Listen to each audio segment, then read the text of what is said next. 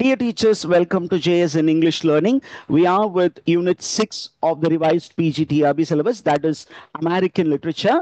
And we begin a discussion on Maya Angelou's I Know Why the Caged Bird Sings. It's a poem. Don't get confused with the autobiography of Maya Angelou. ஏன்னா அவங்க இதே டைட்டில்ல ஒரு autobiography எழுதியிருக்காங்க and ஒரு போயமும் எழுதியிருக்காங்க. இந்த வந்து poem நமக்கு ப்ரிஸ்கிரைப் பண்ணியிருக்கிறது. இந்த போயம் எப்போ பப்ளிஷ் ஆச்சு அப்படின்னா, it was published in the year 1983. சரி, மாயா ஆஞ்சலோ யாரு அப்படின்னு கேட்டீங்கன்னா, Maya Angelou is American poet. She is writer of memoir. மெமோயர்னா significant events in one's life. ஆட்டோபயோகிராஃபினா எல்லாத்தையும் எழுதுறது, முக்கியமான நிகழ்வுகளை பத்தி எழுதுனீங்கன்னா இட் இஸ் கால்ட் மெமோயர். அது மட்டும் இல்ல, she is a multi faceted genius. எப்படி சார் அப்படி சொல்றீங்க அப்படின்னா, அவங்க ஒரு singer, she was a dancer, she was an actress and she was a civil right activist. Maya Angelo. Did you get that, teachers? Maya Angelo பத்தி தெரிஞ்சுக்கிட்டீங்களா? Okay, Maya Angelo அப்படிங்கிற பத்தி பாத்தீங்கன்னா, இவங்க ரொம்ப ஒரு முக்கியமான எழுத்தாளர் அப்படின்னு நான் சொல்லுவேன். ஏன் அப்படின்னு கேட்டீங்கன்னா, she was invited to recite a poem when Bill Clinton was actually swearing in as the president of United States of America. அதாவது பில் கிளின்டன் அவர் வந்து அமெரிக்க பிரசிடென்டா இருந்தாரு அப்படிங்கிறது உங்களுக்கு தெரியும். அவர் வந்து அந்த எலெக்ஷன்ல வின் பண்ணி அவர் வந்து அந்த ஸ்வேரிங் இன் செரிமனி, இனாகுரல் செரிமனியில என்ன பண்ணாரு, அவங்க என்ன பண்ணுவாங்கன்னா, யாராவது ஒரு போயட்டை கூப்பிட்டு அவங்களுடைய மைண்ட் செட்டுக்கு ஈக்குவேட் பண்ற மாதிரி, அவங்கள பத்தி நல்லா தெரிஞ்சவங்க, அவங்களுடைய அஜெண்டாவை மக்களுக்கு கொண்டு போய் சேர்க்கிற மாதிரி ஒரு நல்ல ரைட்டரை கூப்பிட்டு கவிதை சொல்லுவாங்க. இப்ப இவரு என்ன பண்ணாரு அப்படின்னா, bill Clinton, he invited Maya Angelou to recite a poem in the year 1993, and the title of the poem which she recited was On the Pulse of Morning. Okay, On the Pulse of Morning அப்படின்னு ஒரு poem வந்து அவங்க reside பண்ணாங்க. அதனால you can keep these two people connected. இவங்க ரெண்டு பேரையும் அப்படியே லிங்க் பண்ணி வச்சுக்கலாம். Bill Clinton, Maya Angelou Clinton, MC அப்படின்னு ஷார்ட்டா வச்சுக்கோங்க. MC, Maya Angelou Clinton. Okay, எம்பின்னு வச்சுக்கிட்டீங்கன்னா கூட உங்களுக்கு ஈஸியா ஞாபகம், எம்பின்னு வச்சுக்கோங்க. Okay, Maya Angelou Bill Clinton. Okay அப்படின்ட்டு. இப்போ இவங்களுடைய ஒரிஜினல் பேர் என்ன சார் அப்படின்னு கேட்டீங்கன்னா, மாயா ஆஞ்சலோடைய original name, her original name is Margaret Annie Johnson. That was the original name, but she took the name Maya Angelou. And when was she born? She was born on April 4, 1928. எங்க பிறந்தாங்க அப்படின்னா, Saint Louis, Missouri. Okay, Saint Louis மிசௌரியில பிறந்தாங்க. And இவங்களும் பாத்தீங்கன்னா ஏறக்குறைய ஆப்ரோ American பேக்ரவுண்ட்ல வரக்கூடியவங்க தான். அதனால பாத்தீங்கன்னா அந்த ஆப்ரோ அமெரிக்கன் பீப்புளுடைய பிரச்சனைகள் எல்லாமே இவரும் ஃபேஸ் பண்ணி இருக்கிறாரு. என்ன மாதிரி பிரச்சனை இவங்க ஃபேஸ் பண்ணாங்க? she faced the harsh reality of racism. okay, இவர் ஒரு கருப்பினத்தவர் என்பதனால் என்ன பண்ணாங்க, அந்த இனவெறி அப்படிங்கிற ஒரு விஷயத்திற்கு இவரும் பலிகடாவானார். அதனால அவருடைய மக்கள், தன்னுடைய மக்களினுடைய கஷ்டத்தை உணர்ந்து வளர்ந்தார். அதே நேரத்துல அவருக்கு பர்சனல் லைஃப்ல நிறைய பிரச்சனைகள் இருந்தது. அந்த பிரச்சனை எல்லாம் அவருக்கு மைண்ட்ல ஒரு ட்ரௌமாவாக இருந்தது. ட்ரௌமானா என்ன சார்? Mental scar. ஓகே, தீயினால் இட்டப்புண் உள்ளாரும் ஆறாதே ஆறாதே நாவினால் சுட்டவடு. இங்க பாத்தீங்கன்னா நம்ம உடல்ல படுற காயம் ஆறிடும், ஆனா மனசுல ஒரு காயம் பட்டுச்சுன்னா அது ஆறவே ஆறாது, பச்சையா இருக்கும் அப்படின்னு சொல்லுவாங்க. அது அப்படியே எவர் கிரீனா இருக்கும். அதே மாதிரிதான் இவருக்கு வாழ்க்கையில நிறைய பிரச்சனைகள் அனுபவிச்சா அந்த பிரச்சனைனால மென்டல் ஸ்கார்ஸ் நிறைய இருந்தது. அந்த மென்டல் ஸ்கார்ஸ் எல்லாமே என்ன பண்ணுச்சு, சில பேர் அப்படியே அஃபெக்ட் ஆயிடுவாங்க. இவங்க என்ன பண்ணாங்க, அதுல இருந்து வெளிவருவதற்காக கவிதைகள் எழுத ஆரம்பிச்சாரு. இதுல ரொம்ப முக்கியமா நமக்கு கேட்கலாம், எக்ஸாம்ல காம்படிட்டிவ் பாயிண்ட் ஆஃப் வியூல என்ன கேட்கலாம் அப்படின்னா, what was the name of the autobiography written by Maya Angelou அப்படின்னு கேட்டீங்கன்னா, அவங்களுடைய ஆட்டோபயோகிராஃபியோடைய டைட்டில் நமக்கு நல்லாவே தெரியும். போயமுடைய டைட்டிலும் I know why the caged bird sings. அதுவே அவர் எழுதின போயத்தினுடைய டைட்டிலும் I know why the caged bird Singh. இதனுடைய வருடம் கேட்கலாம். when was it published? It was published in 1969. தன்னுடைய ஆப்ரோ அமெரிக்கன் மக்கள் அவங்களோட பட்ட கஷ்டங்களை பத்தி சொல்லியிருந்தாங்க. தன்னுடைய வாழ்க்கையில நடந்த ஒரு சில கசப்பான செக்ஷுவல் வயலன்ஸை பத்தியும் அவங்க ரொம்ப ஓப்பனா எழுதியிருக்காங்க. கன்ஃபெஷனல் டோன்ல அதை எழுதியிருக்காங்க. Did you get that, teachers?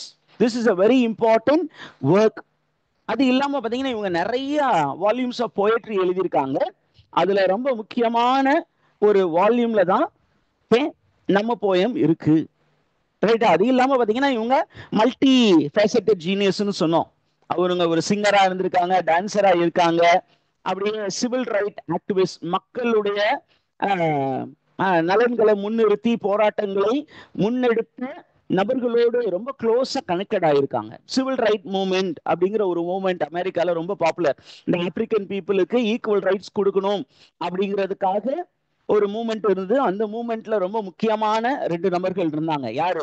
ஒன்னு doctor Martin Luther King junior, the other one is Malcolm X.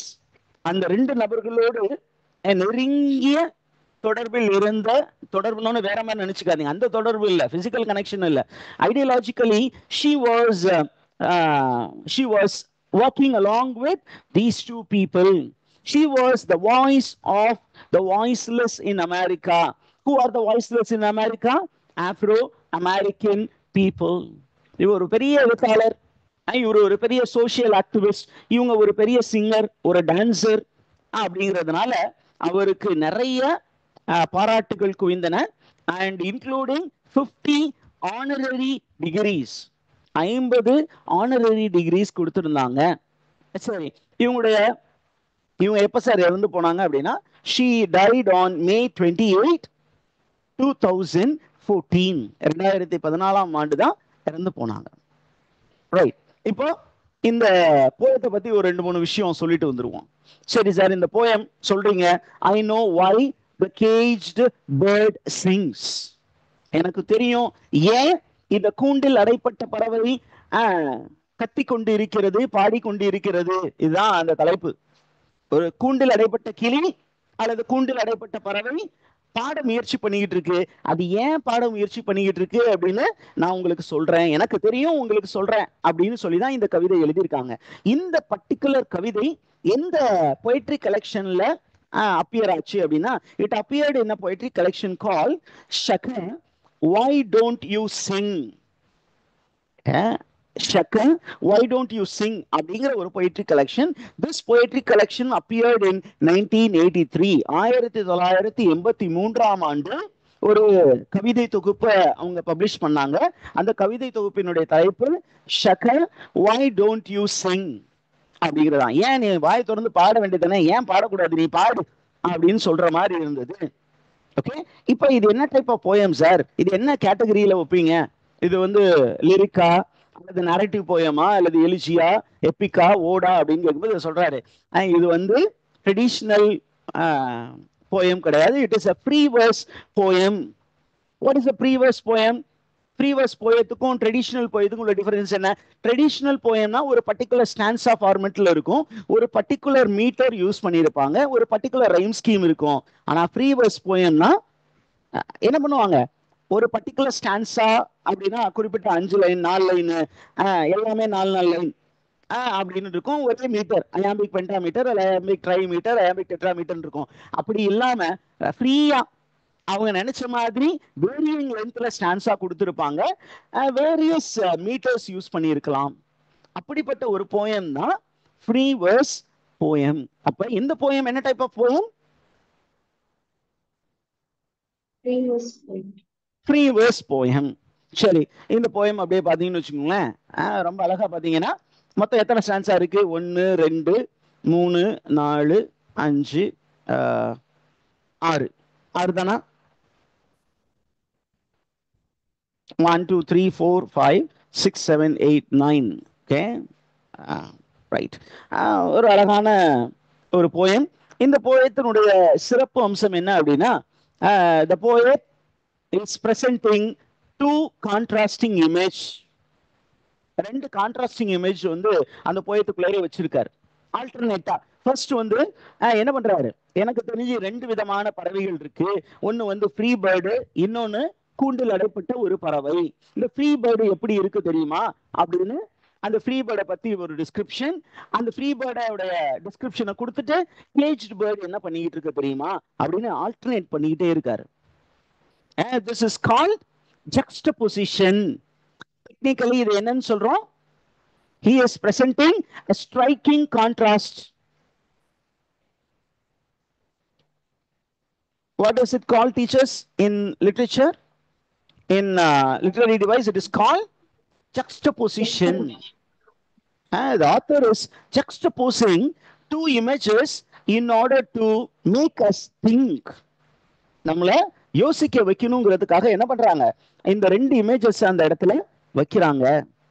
என்ன சார் அந்த ரெண்டு இமேஜஸ் வைக்கிறாங்க அப்படின்னா, ஒன்னு வந்து the image of the free bird, how the free bird enjoys life. அதே நேரத்துல ஒரு caged bird, how the caged bird is suffering. எப்படி அந்த free bird is a privileged bird, அந்த ஃப்ரீ பேர்டுக்கு எப்படி நிறைய வாய்ப்புகள் இருக்கின்றன, எப்படி அது வந்து சந்தோஷமா வாழ்க்கை என்ஜாய் பண்ணுது. இன்னொரு பறவை எப்படி கூண்டில் அடைப்பட்டு கஷ்டப்பட்டு கண்ணீர் விட்டு கதறிக்கிட்டு இருக்கு அப்படின்னு ரெண்டு வித்தியாசமான இமேஜஸ அடுத்தடுத்து வைக்கும் பொழுது நம்ம என்ன பண்றோம், இந்த ரெண்டையும் கம்பேர் கான்ட்ராஸ்ட் பண்ணி ஒரு கருத்தியலை நம்ம மைண்டுக்குள்ளார ஏத்த பாக்குறோம். This is the way the poem is written.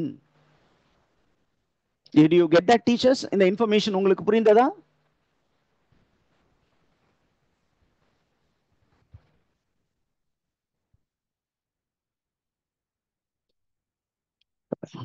Shall we start? First stanza மட்டும் பார்த்துட்டு then we shall go for a break. Look at the way he what is it, Maya Angelou begins the poem. A female writer, that too an Afro-American writer who has actually suffered in the hands of white men. அந்த வெள்ளை இனத்தவர்களிடம் சிக்கி தவித்த ஒரு கூண்டு கிளி மாயா Angelo. அப்ப அவங்க தன்னுடைய பர்சனல் எக்ஸ்பீரியன்ஸ் அப்படியே யூனிவர்சல் எக்ஸ்பீரியன்ஸா மாத்தி தன்னுடைய இனத்தினுடைய அனுபவமாக மாற்றி ஒரு அழகான ஒரு காட்சிப்படுத்தல் நமக்கு கொடுக்குறாங்க. எப்படி ஸ்டார்ட் பண்றாங்க பாருங்க. There are two types of birds which are presented in the poem. அதுல ஒன்னு வந்து free bird.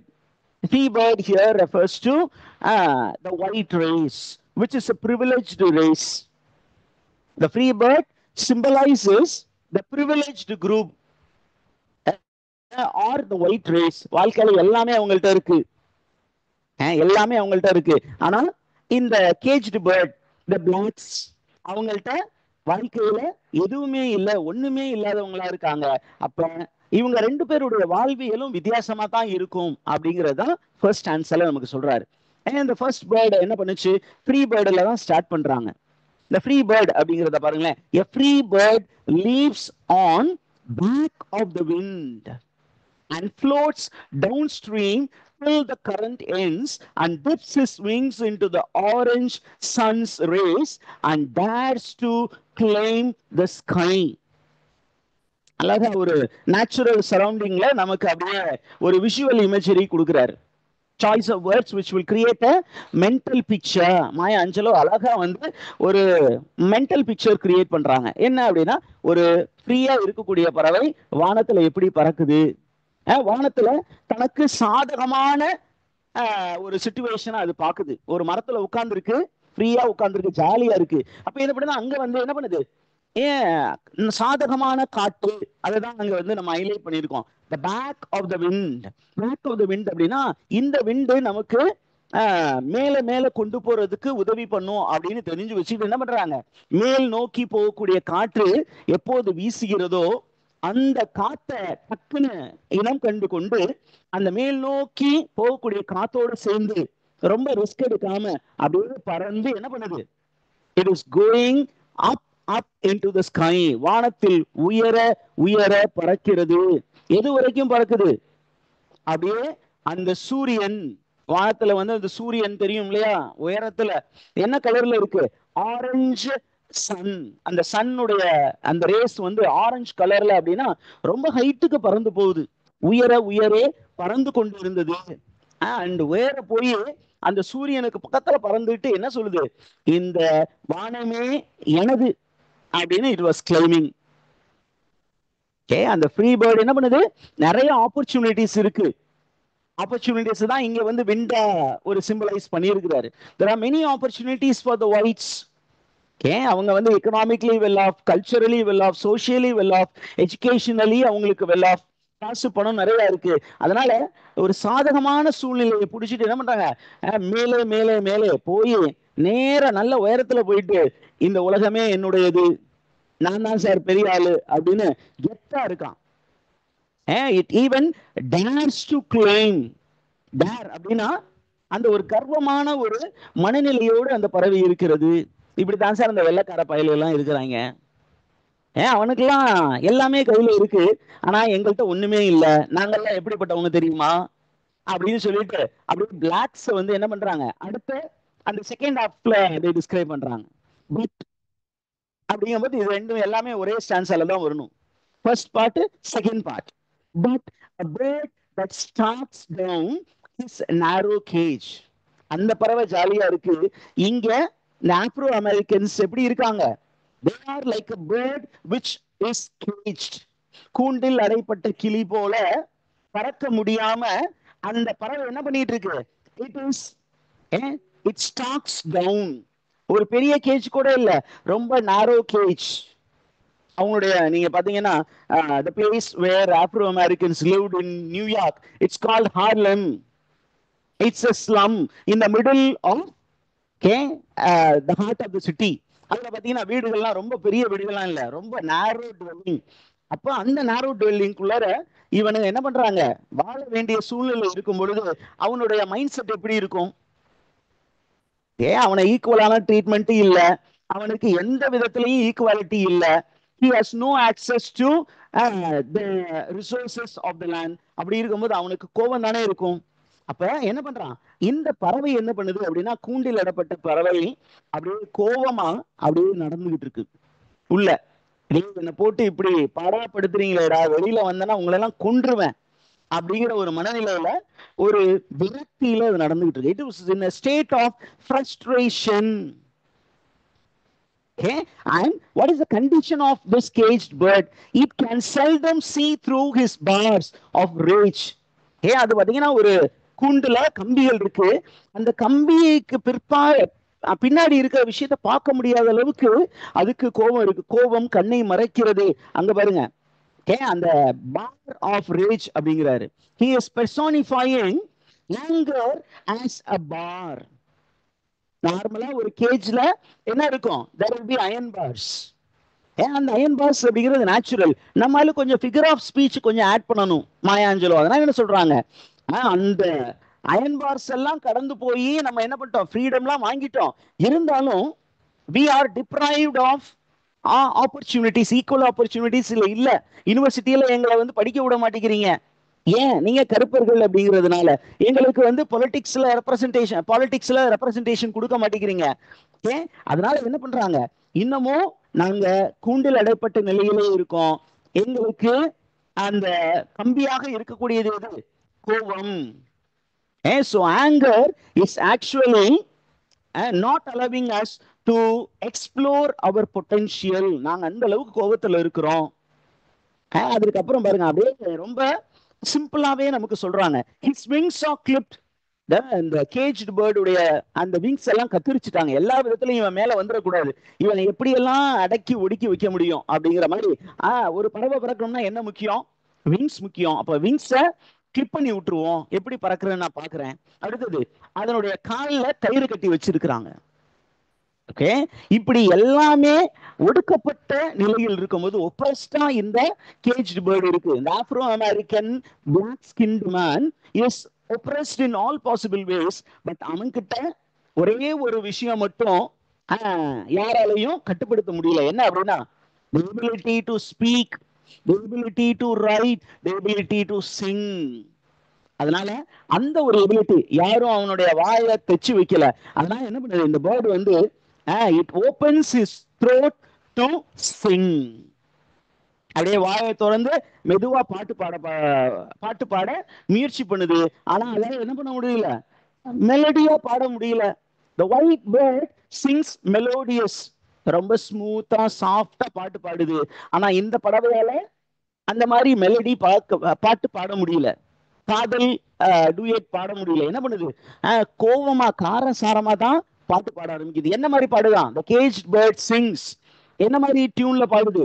with fearful high பிச்சில் கத்துது. ஹை பிச்சில் என்ன பண்ணுது, பயங்கரமா கத்துது. என்ன மாதிரி கத்துது, எதை பத்தி பாடுது? What is the subject matter of that song அப்படின்னு கேட்டீங்கன்னா, ஆஃப் திங்ஸ் அன்னோன். ஓகே, என்னன்னே எனக்கு தெரியல, என் வாழ்க்கையில நான் அனுபவிக்காத நிறைய விஷயங்கள் இருக்கு. அந்த விஷயத்தெல்லாம் எதெல்லாம் எனக்கு ஒரு லாங்கிங்கா இருக்கோ அந்த லாங்கிங்கை பத்தி உறக்க குரலில் கத்தி கொண்டு இருக்கிறது. எனக்கு படிப்பு கொடுங்க, எனக்கு அரசாங்க வேலை கொடுங்க, எனக்கு ரிசர்வேஷனை ரிமூவ் பண்ணிடாதீங்க அதையும் கொடுங்க, எனக்கு எல்லா விதத்திலையும் என்ன சரி நிகர் சமானமாக நடத்துங்கள் அப்படின்னு தன்னுடைய வேட்கையை உறக்க கத்தி கொண்டு இருக்கிறது. ஆனா கேட்கிறவங்க என்ன சொல்றாங்க, அது மாதிரி கத்துது, என்ன அது பாட்டா பாடுது, கத்துது. அண்ட் இதனுடைய குரல் எங்க கேட்டுச்சான்? The tune of this caged bird is heard on the distant hills. மலைகளில் இதனுடைய குரல் என்ன பண்ணுச்சு, எதிரொலித்தது. அண்ட் இந்த பறவையினுடைய அந்த எல்லா கான்செப்டையும் ஒரே வேர்ட்ல போடணும்னா இந்த பறவை எதை பத்தி சார் பாடுது அப்படின்னா, விடுதலையை பாடுகிறது. அதனுடைய பாட்டு என்ன பாட்டு? விடுதலையின் பாடல். Did you understand this, teachers? The first stanza. விடுதலையின் பாடல் எப்பொழுதும் ரொம்ப பாலிஷ்டா இருக்காது, கரடு முரடா கூட இருக்கும். அதனால இந்த பறவை தான் யாரை குறிக்கிறது? கேஜ்டு பேர்டு வந்து it's a symbol for black people. black people. அதை இன்னும் கொஞ்சம் எக்ஸ்டெண்ட் பண்ணீங்கன்னா oppressed people in the world. இந்த oppressed people உடைய அவங்களுடைய இலக்கியம் எப்படி இருக்கும்? கரடு முரடா தான் இருக்கும், ரொம்ப வயலண்டா தான் இருக்கும். ஏன் அப்படின்னா அவங்க மைண்ட்ல என்ன வச்சிருக்காங்களோ அதை அப்படியே வெளியில கொட்டுவாங்க. அவங்களுடைய கோபம், அவங்களுடைய கொக்கரிப்பு அப்படிங்கிறது ரொம்ப பாலிஷ்டா இருக்காது அப்படின்னு சொல்லி ஃபர்ஸ்ட் ஆன்சரை மாயா ஆஞ்சலோ முடிச்சிருக்காங்க. We will go for a break and get back for the second stanza. Is it all right, teachers? We will have a 5 minutes break.